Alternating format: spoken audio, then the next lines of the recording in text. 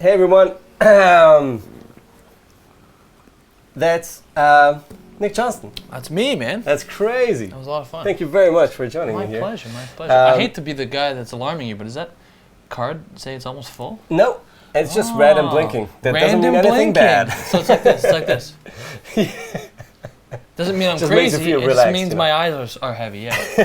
How's it going? Thanks for all good, all good. Thanks for having me here. Thanks for coming, man. Yeah, It's crazy. So this is a first of its kind, actually. Whoa! This is my casual chat maiden voyage. with someone. Someone. I like how it's casual chat with two of my signature models. Yeah, exactly. Not planned guitar. at all. We're both left-handed. Oh, are you lefty too? Yeah. Left-handed? No, left. Oh, wait. With the right hand. Yeah. Left is the right. We both play right-handed. Yes. But we are sort of lefties. Yeah, we're lefties. Which is interesting, and that makes a lot of sense to me. Because of your incredible legato stuff and sweeps and everything. You know, whatever you need, control over your left hand. That's ridiculous. I mean, it's out of this planet. Really. I wonder if that's it, or if it's just the sheer amount of time spent with the piece of wood. Maybe both. Both. Maybe both. Because you probably practice way more than I did, and you can kind of tell it.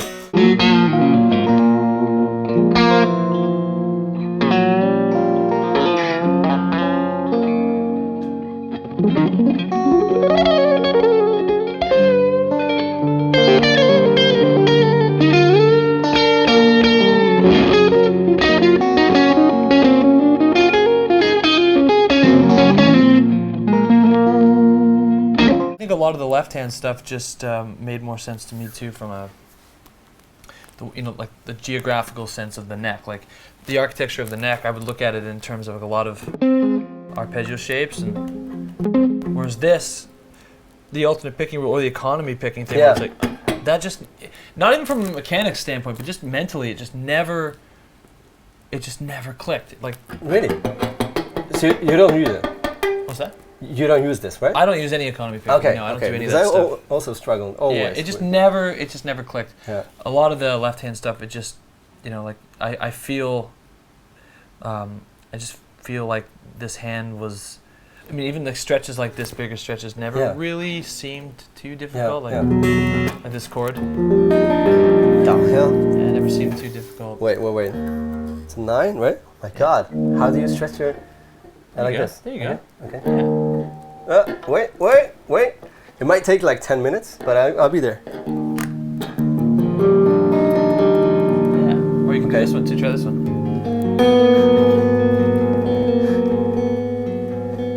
Where? Fifth fret. What the hell? You gotta go to the first and fret. There's like 4th, right? Yeah. 5, 5, 4, 1. 1. The hell? Or you can do the major version of it. And you do the first string out. Wow. Yeah, it's big stretch. Like that stuff just never really was an issue. It was just the mechanics of, or like just the idea of or like seeing someone like Frank Cavalli or Yngwie do the economy picking. It just never made any sense. Made any sense at all. Talking of, but I think it may have just been. I just play a lot too, man. I was always playing. But anyway, sorry. Is it still the same? Did you change anything in your No. Probably. No, I still have the same routines and everything. Never had a routine. Okay. That was Never. Really? Never, ever. So, describe the way you pick up a guitar, like 1 or 2 years in, and that was the way you pick up a guitar 17 years ago. Wow. I've been playing for 17 years. The way I pick up a guitar now is the exact same way. You start playing? I'll pick it up and put it up with my hands. Oh, really? Yeah, no. with my hands, I'll put it down on my knee, and I'll just check to see what it sounds like. And I'll just try and make something sound good. Okay. And when I say something sound good, I don't just mean like a line be impressive or technical or something. I mean like, do the notes sound good? Is the tone the tone good? Is the shape of the note good? I would always listen to the pickup I was using, like very conscious of the shape, that envelope shape around the note. Was it clean? How hard am I hitting the notes? Like a lot of times I'll play one note and like if I didn't mute that, it would sound like but I'm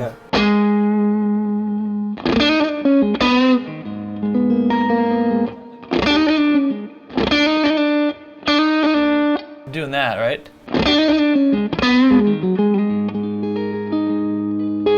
Like all that stuff.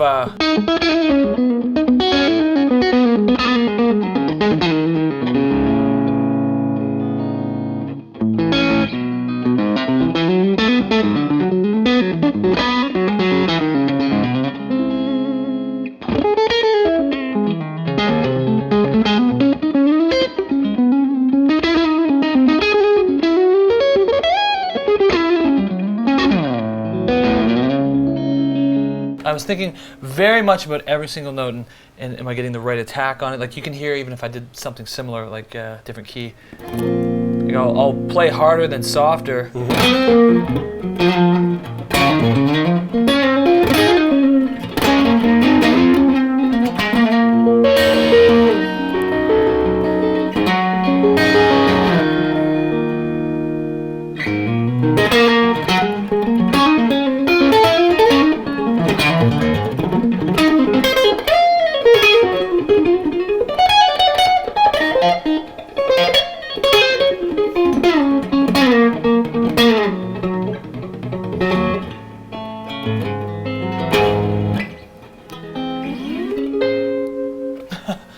Thinking about all the notes, like every single note. But that's incredible that I cannot understand how all these harmonies come. Oh, jeez. Yeah. Is there any? It's really not. It's not that crazy. I mean, the main thing is I'm aware of the rules. Like, that's an important question I want to ask. Yeah, if you know what you're doing, then it's really simple to. If you know what the rules are, so to speak, like the theory. Yeah. And the chords in the key you're playing in. And you're confident enough to not have to worry about your technique. Like if your technique is in the background, because which is a big step. Yeah, that's the thing. Is you don't want, like, I don't want to be playing and in the back of my mind I don't want to be going like. Well, I hope I can play that lick. Yeah, like I hope my sweep picking or whatever. So you don't want to be thinking about that stuff. You don't want to be sitting there going, okay, A minor arpeggio. Yeah, that's where I am. You just don't want to be doing that because the second you've gotten like here, if you can't, if it's you sitting there thinking about it, the chord's gone already. It's past. It's over. You missed the boat. Yeah. Whereas I'm thinking like, okay, if I have, let's say, using what you say about the harmonies, if I'm in the key of A minor, I'm aware A minor, B diminished, C major, D minor, E minor, F, G, A minor. That's the chords in the key. So I could do something as simple as this. Instead of going to G. Should I play the A1? A minor? It's okay. It's okay. I'm just improvising. If I was playing like instead of doing that, I could go. So there's like, it resolves, right? You can hear that, which is effectively doing this, or I could do another random chord change. I like, let's say, A minor to E flat. Sounds like a random change, right? Wow.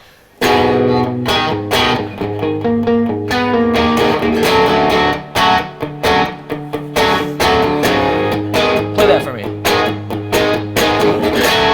Play that for me. The progression. So A minor, A minor, E flat. 2, 3, 4. Just keep playing that.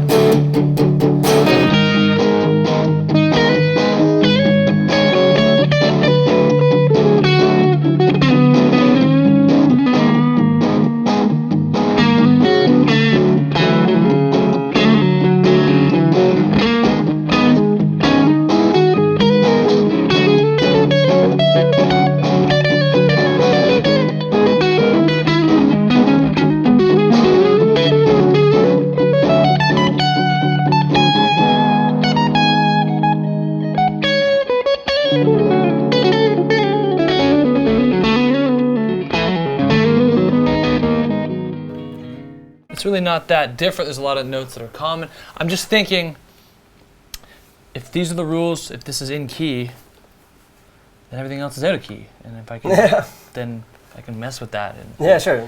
As long as you know the rules, you can break them, basically. Yeah. And that's what I've attempted to do. So I got a long way to go with that stuff still. It's going to be my whole life. Did you learn this whole thing alone? Because you kind of told you were all in alone. Solitude? All in my bedroom, yeah. Really? And then all with like people playing live, messing up a lot of stuff. Okay. And yeah, of course.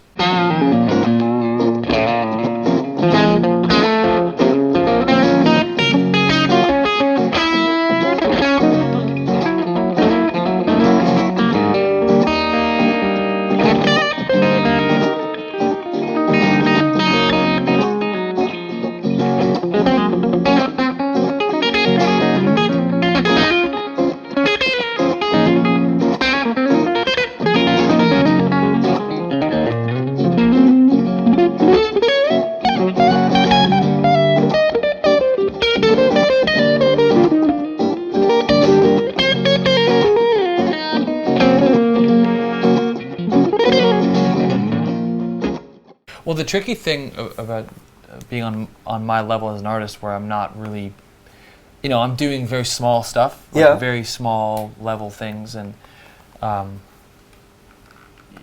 you're known because of the internet, and people see you for the first time on the internet, and usually the stuff that I post, I approve of it, so it's like pretty good playing, at least in relation to everything else I do.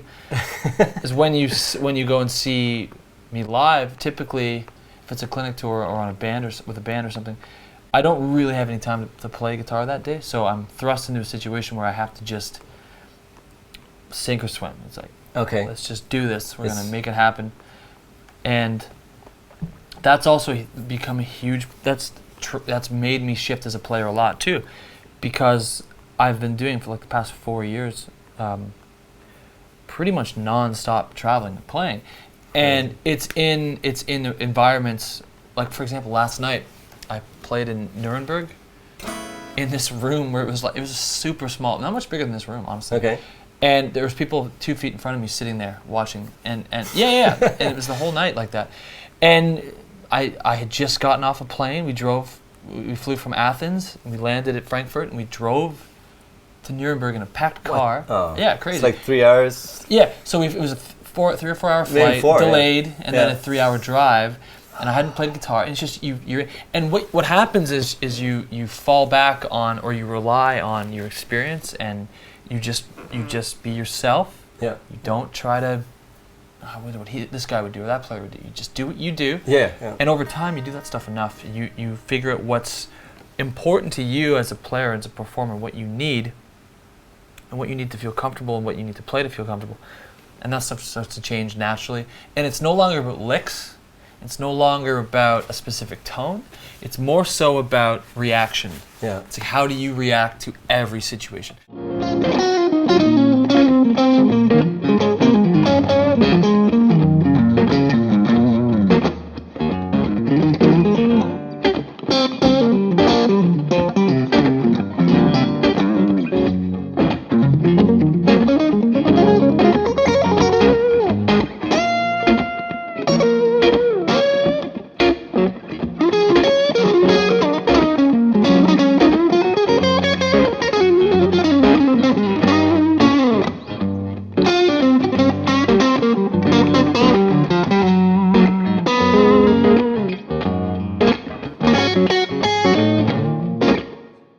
Are you at all gear nerdy? No. Not at all? Not even a little bit. Crazy. Not even enough. Like, if someone starts talking about pedals to me, I have to feign interest. Like, oh yeah, I got this one pedal. It's like, I'm just like, I mean, I'll talk about it, of course, but I don't know anything. I'll be like, oh, cool, man. Like, so what is it? What are you doing? And it has nothing to do with me thinking I'm above that stuff. It's just I never had any money. I had no money as a kid, and I for so long that I never was able to buy these things. So I don't understand it. Yeah. I just didn't grow up with it. And you never really think you're a great guitar player. At least I don't. I talk to a lot of players that I think are really great, and they're like, yeah, whatever. They think they're self-deprecating, and that's just the way it is, because you don't see as a person the day 1 to day 50,000. Yeah. You see the day 1 to day 2 to day 3 so you don't notice exactly. Exactly. You don't notice the progression. But yeah, in terms of worrying about gear and worrying about tone and stuff like that, you are so ingrained in that world all the time. At least I am, and you're never. I'm not big enough to take a truck out with gear. I'm not big enough to. I don't get $10,000 guarantees every night and have a tech set. Like, I take a gig bag on a fucking airplane, and I get what they give me. And if I can't make that work, then I can't. Then it's like, what are you gonna do? Like, you make it work, man. You have to. And I'm not gonna use an Axe Effects. I'm not gonna use a Kemper. Those are great rigs, but I just don't like the way they sound. So I'm gonna make it work. And if I can't make it work, then I gotta practice. I gotta work on it. People thinking you need a great guitar to once I have this gear, I can do this. Or once it's like that should never stop you either.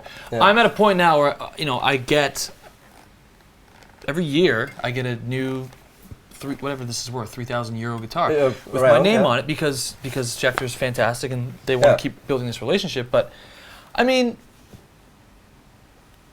it doesn't have to. I could play. There's a video I did with Thomann.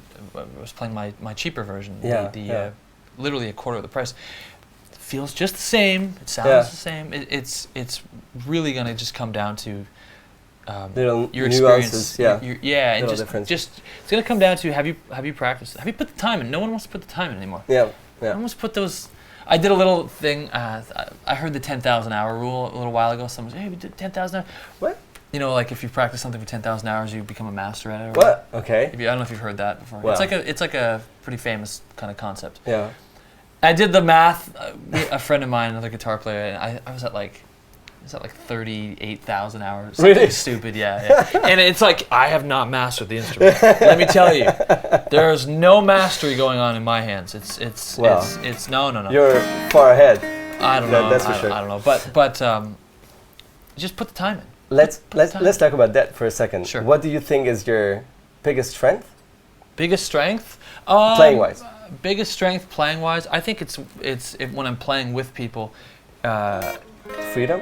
No, it's knowing when to shut the hell up. Wow. Yeah, like when I played with this band, so I got a gig. I was the lead guitar player, rhythm and lead guitar player for this Canadian singer named Sass Jordan a couple years ago, and I learned a lot of humility in that band and with restraint. And when to not play and when to play. I may be considered a lead guitar player that is flashy by a lot of people, probably. Oh yeah. Great. But I don't think of myself like that. I don't have, and maybe this is what people who have egos say, but I have no ego.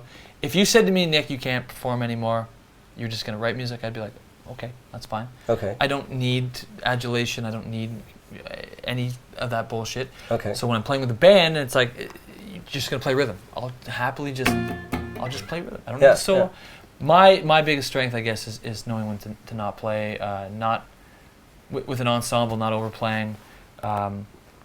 If they want me to be up front, I'll be up front. If you want me to be in the back, I'll be in the back. I have no ego. That's big strength, I think. I kind of see that. You know why? Because in your music, because whenever I hear something new from you, and I want to show it to someone. It's like, dude, you know Nick? It's like, yeah, I've heard something. Check him out. He's a sick player. And you kind of have to search for that short part in the song, which is flashy. And all the rest is just pretty or interesting or weird or beautiful or, emotions way more in the foreground than look at it in my left hand. Well, yeah, that's the biggest thing is... That's very impressive. I think if I recorded nothing but guitar, like guitar stuff, sweeping sections, and you're just immediately you're just showing people the licks you've been working on for the last year. I don't want to release a journal, like a demo. Here's what I've been working on with my guitar playing. I want to release music. I want to release music. Yeah. I don't know. Maybe someday I'll do like a full-on shred guitar album, but you need a cool cover for that. I probably won't. Like with the fan blowing your hair. All sorts of bullshit. I don't think I'll do that, but I just think of it, but the melody, I guess. Yeah. It's crazy. Still, so many people kind of decide who's good or not after hearing 1 minute of playing. Like, he's not fast. He's not good. They can decide. I don't care. That doesn't Respect, matter. Doesn't bother me. Do you ever get bored of your playing? That's all I am. That's all. Bored. That's of course, you're bored. Honestly. Of course. Do you? Yeah. Sometimes. No. all the time. Of course. That's terrible. Yeah, well, it's the curse, man. It's just the curse. Like, no, not that lick again. It's the curse. Why did I play that? You know, it's like your standards go up as you get better. It's as simple as that. You become used to what you're doing. Yeah. The fact that you had to practice all that stuff is you're the one who heard it all. Yeah. It's like with music. You know, I write all this music, and when people hear it for the first time, I've been living with it for years already. Yeah. Like, wow, a new song. It's like, oh yeah, new song. Yeah, new song. And then you got to play it. You're like, oh god, this song's older than like the last album. Yeah. So, yeah, the only way I think to keep your playing interesting, and I really mean this, the only way, is to play live. That's the only way. Only way. You don't fail filming in your bedroom. You don't fail on Instagram. You shoot the same video over and over again until you're happy with it, and you say, oh, it was my improvised video. You play live. You're facing like adversity constantly. You're facing, oh shit, the guy in the front is looking at his phone. He must be bored. Maybe I'm not good enough. Yeah. Someone's yelling in the back. Someone's fighting over in the corner. I'm too loud. The drummer's too loud. You're constantly battling variables, and that's the reaction thing. That's what I've been developing for a few years now, and that's really the only way to feel like you're playing in the moment, and you're feeling pressured, and you're feeling like you got to deliver. Yeah. And it scares the shit out of you. Some people just cannot handle that, and I get it, because it took me a long time to be able to stand in front of a crowd of people. I play guitar at home to hear the sound. I love this, I love the sound of a guitar. I love the sound of like you're hearing your fingers slap. I love the sound of the guitar. Or this. I love this sound a lot too. Wait for it.